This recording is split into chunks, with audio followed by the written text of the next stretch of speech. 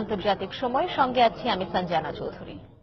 মালয়েশিয়ার বেশ কয়েকটি শহরে অভিবাসন বিভাগের ধরপাকড় অভিযানের কারণে প্রতিনিয়ত হয়রানির শিকার হচ্ছে দেশটিতে বৈধভাবে বসবাসকারী বহু প্রবাসী বাংলাদেশি। এই অবস্থায় একদিকে ব্যবসায়ীরা লোকসান গুনছেন, আর প্রতিনিয়ত আতঙ্কের মধ্যে আছেন শ্রমিকরা। বাংলাদেশ সরকার এই সমস্যা সমাধানে যথাযথ পদক্ষেপ নেবে, এমনটাই দাবি দেশটিতে অবস্থানরত বাংলাদেশি ভুক্তভোগীদের। মালয়েশিয়া প্রতিনিধি আব্দুল কাদেরের রিপোর্ট। কুয়ালালামপুরের Bukit Bintang, Kotaraya, China town সহ বিভিন্ন এলাকায় মালয়েশিয়ার অভিবাসন পুলিশ কড়া অবস্থান নেয় থমথমে অবস্থা বিরাজ করছে। অবৈধ অভিবাসীদের পাশাপাশি বৈধ পারমিটদারীরাও প্রতিনিয়ত হয়রানির শিকার হচ্ছেন। গত সপ্তাহে এসব এলাকা থেকে প্রবাসী বাংলাদেশি সহ সহস্রাধিক অভিবাসীকে আটক করার অভিযোগ পাওয়া গেছে। বৈধ অবৈধ সর্বোপরি সবাইকে পুলিশ ধরে নিয়ে যাচ্ছে। তো বাংলাদেশ সরকারের কাছে আমাদের একটাই বিনীত অনুরোধ, যাতে আমাদের এই সমস্যাটা থেকে আমরা মুক্তি পাই। কোম্পানিতে যারা চাকরি করে তাদের পাসপোর্ট গুলো কোম্পানির এজেন্ট বা কোম্পানির মালিকের কাছে থাকে।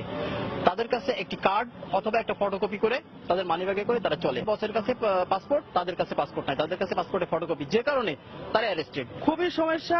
আর পুলিশে খুব নির্যাতন করে, ওর ভিতরে যেমন প্রতিদিন মারে, খাওয়ার কষ্ট।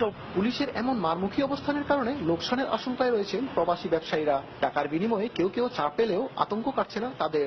মালয়েশিয়ার পুলিশ এবং ইমিগ্রেশনের যে অপরাধী হইতেছে, অপরাধীর কারণে ব্যবসা বাণিজ্য খুবই ধস নামছে। কাস্টমাররা বাইরে হতে চায় না, যেহেতু পারমিট থাকুক আর না থাকুক পুলিশে ধরে নিয়ে যায় এবং একজনাকে মিনিমাম 14 দিন রিমান্ডে রাখে। 13 দিনের মাথায় কেউকে ছাড়ে, কেউকে ছাড়ে না।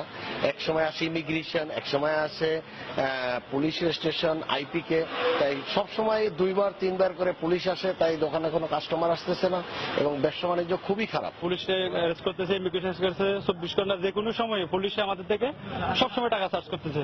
এগুলো পাসপোর্ট আছে, মনে করেন আমি যে স্টুডেন্ট বিষয় আছি, পাসপোর্ট আছে, পাসপোর্ট থাকলে কিন্তু রেহাই দিচ্ছে না। ধরলে 20 টাকা, 30 টাকা, 50 টাকা সবসময় টাকা চার্জ করতেছে। গত বছরের 15 ফেব্রুয়ারি রিহায়ারিং বা পুনর্নিয়োগ প্রোগ্রামের মাধ্যমে মালয়েশিয়ায় বসবাসরত অবৈধ অভিবাসীদের বৈধতা দেওয়ার ঘোষণা দেয় দেশটির সরকার।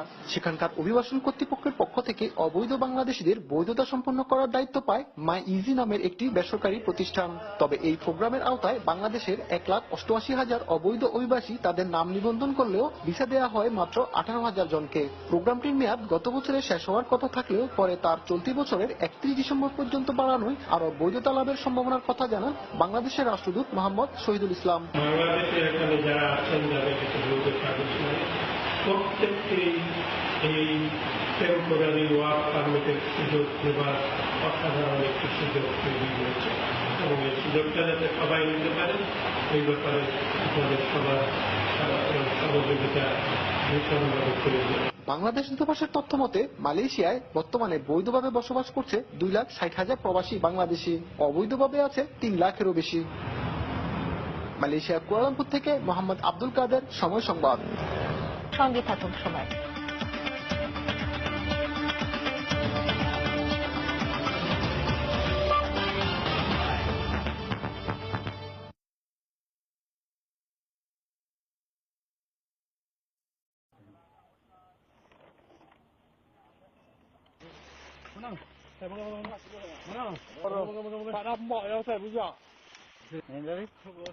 Ya bos.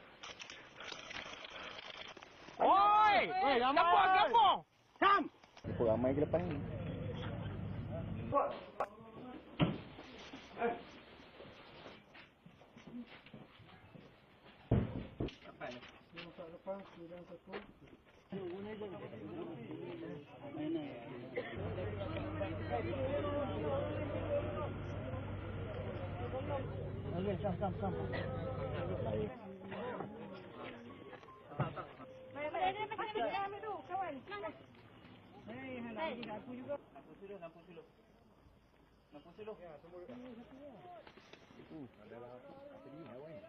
Dengan Syarif.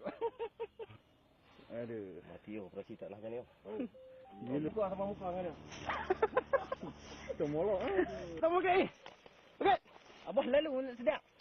Aku bijak.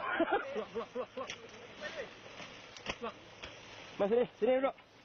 Ni pun tak boleh. Bangun. Cabut terus, cabut.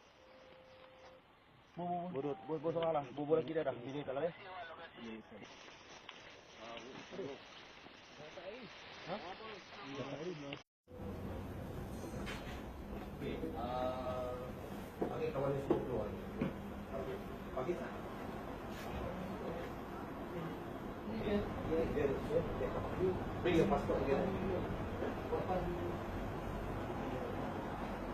Original passport bukan original passport. Okey, dah pen.